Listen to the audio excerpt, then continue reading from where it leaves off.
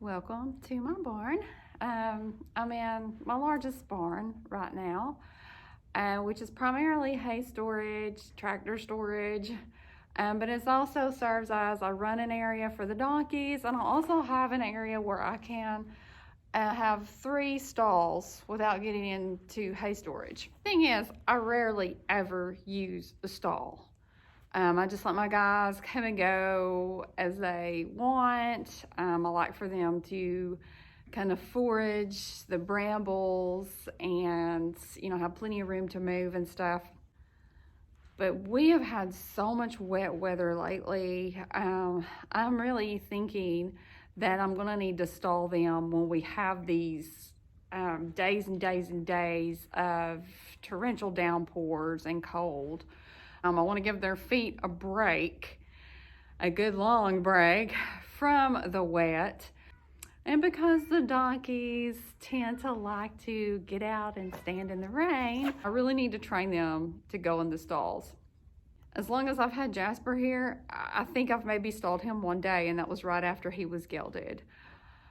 He's not trained to be in a stall. He's not going to be happy in the stall. He doesn't understand why I've shut him up in the stall.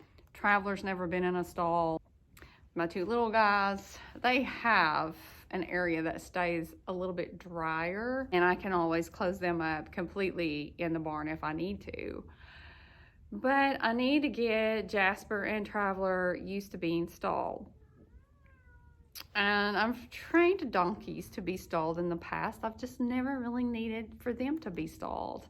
So I've just not trained them to do that. So what I'm doing to get them used to this area of the barn is I have opened it up completely so they can come in the front and just go in the stalls. Started putting hay and food in there.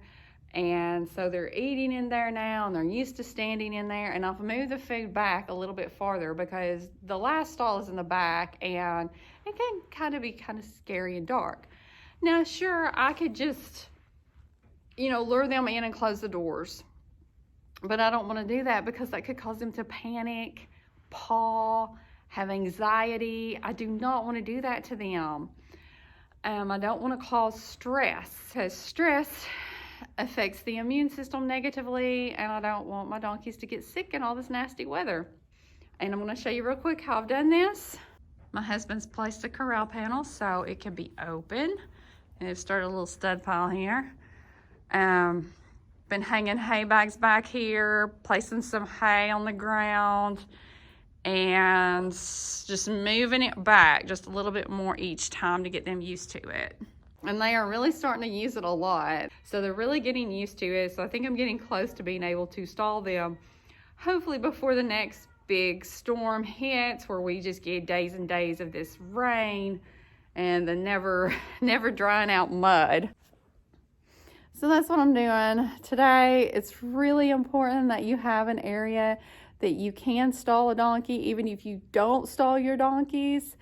And it's important that they're used to it. I really should have got them used to this way before. I mean, Traveler and Jasper have been here a while, especially Jasper. And he should be used to this. Jeb's used to it. Jeb's been here the longest.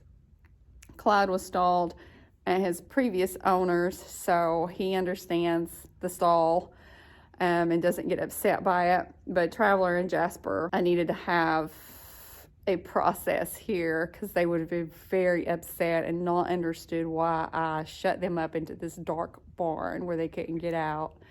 But now that they're getting comfortable in it, and they're going to have food and water, and they know that nothing's bad going to happen to them back here, now they can hopefully stay a little bit drier in the upcoming storms, and for what looks to be a very wet, kind of miserable winter here in Tennessee so far. Anyway, I hope this was helpful to you. I hope it gives you some ideas if you want to have an area for your donkey that you can stall them and keep them out of the wet weather, or have it as an emergency area. Heaven forbid one of your donkeys gets sick, but it does happen.